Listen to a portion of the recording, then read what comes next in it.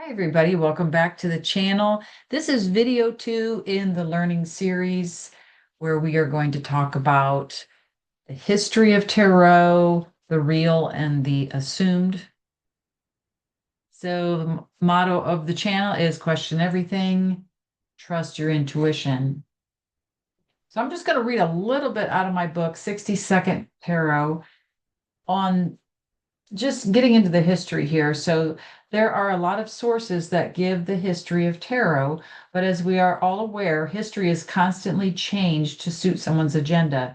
It is happening in my lifetime. I am seeing history books being changed so as not to offend people right now as of this writing. I mean, how can you change history? Good question. So they're changing it all the time, and unless we have somebody that was there to verify. I mean, we're like basically just screwed in terms of history. So this is why I teach to access soul, your own soul memory that has the memories and the history of everything that's gone on here as well as the future. So let's get into this a little more here.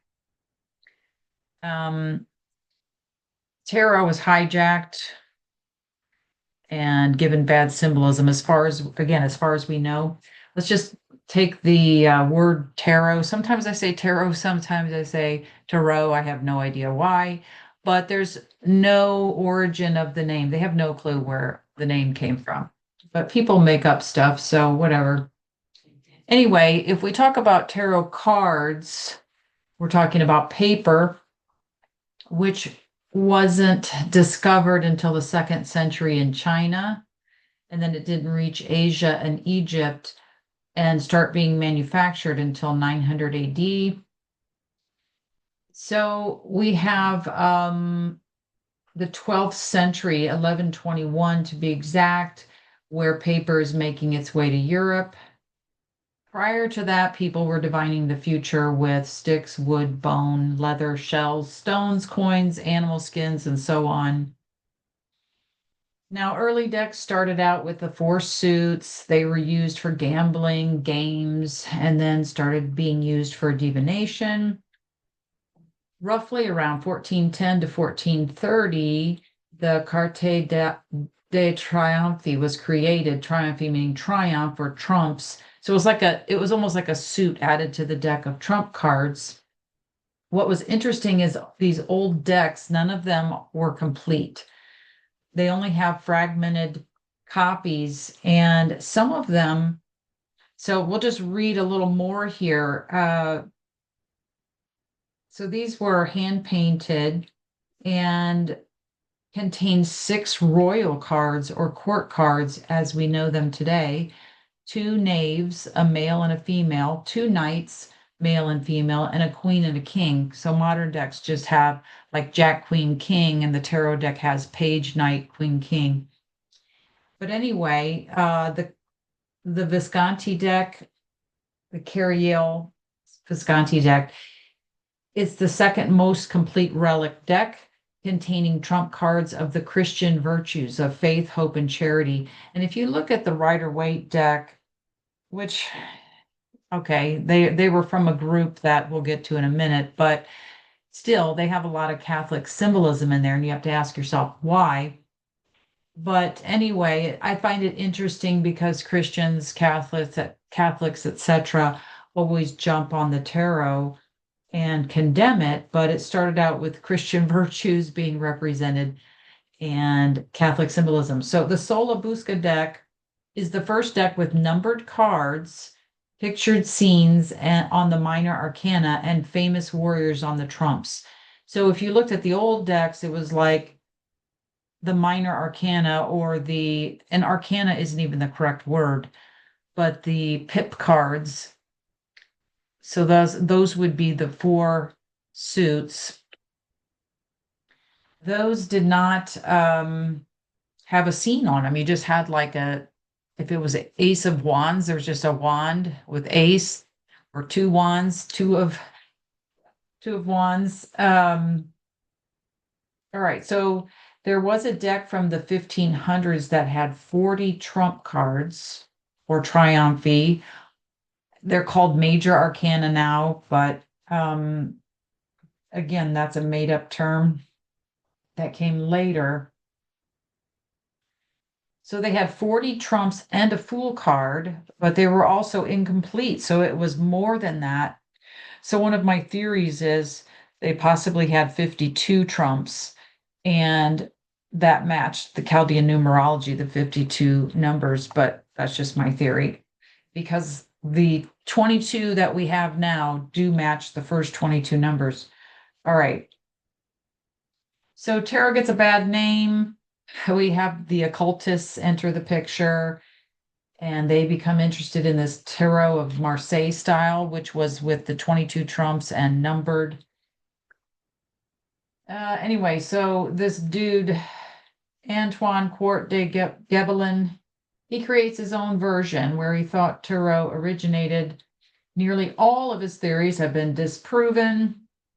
You hear all kinds of stuff, but anyway, he was a Freemason of the highest degree, and all this stuff comes into play.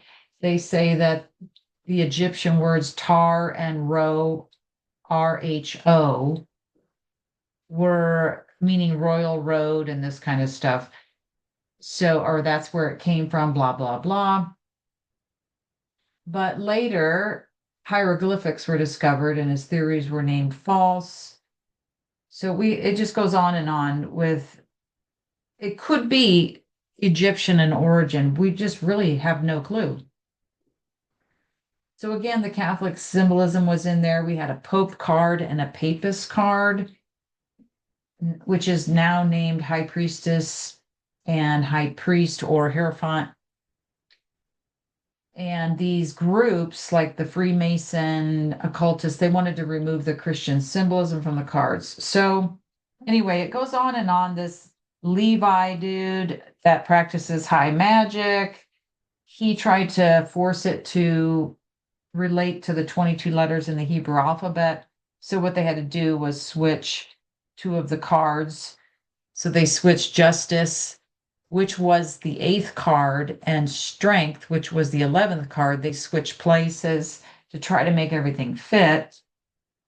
But anyway, on and on. So I'm just going to scan here to see what I've got in the book. So the Hermetic Order of the Golden Dawn and Crowley, that famous occultist, who I'm not a fan of, to say the least, that whole group, Arthur Edward Waite was involved in that group, as well as Pamela Coleman Smith, who was the artist of the Rider Waite deck that we are using to learn off of. But they had left the Golden Dawn Order or Order of the Golden Dawn and made their tarot deck, whatever. It's remained as the standard model today. But if you want to read more into this, you can read my summary here. Another great book to get is, let me pull up his name here. Robert M as in Matthew, Robert M. Place, Place, and his book, The Tarot, History, Symbolism, and Divinations. Great book.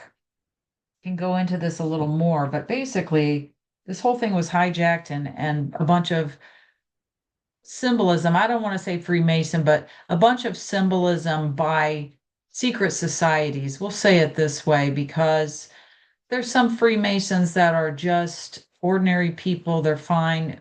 We have different levels of things, but they put all the symbolism in there. But just because it's in there doesn't make tarot bad, doesn't make it a vehicle for you to get used. It is actually an excellent tool to see what is going on in this world with the dark and the light.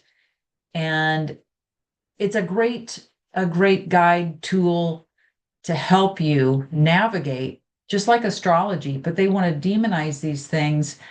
And literally, they're the only maps we have or tools other than our intuition. So, no, I'm not having it. I have worked with tarot, let's see, since I was 20 years old, and I am going on 58.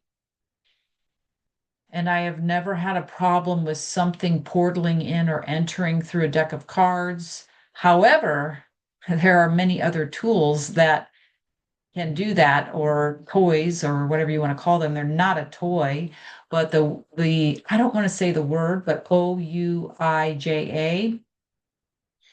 I feel like maybe even the word is magic. I remember looking it up and breaking it down, and it's not good. So that's literally welcoming in spirits. You're literally saying, I give permission. So everything here, the vampires, the parasitic entities, you give it permission, you're screwed. So that is literally giving anything and everything out there permission to come in and talk to you.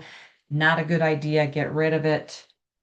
Those were sold as games when I was a kid. It's ridiculous. So there's certain things that do that, but does tarot? No. And I think we have to define or discern those things. Otherwise, we're throwing the baby out with the bathwater. I don't know why I use that saying. I hate that saying, but you get the idea. We're throwing out something that we needed. And why? I can't tell you how many times I've been worried about the future or worried about something or just needed some clarity. And if I didn't have the tarot cards, I don't know what I would do, because sometimes you're so worked up that you can't sit and tune into yourself or your intuition. And that tool just helped me, like, okay, it helped me calm down. So we've got other things like Chaldean numerology and different types of tools that I'll get into that also help. But I just wanted to throw out there that a lot of this stuff with the cards and all the occult stuff is BS, basically. But you can still use the deck. So that was my main point.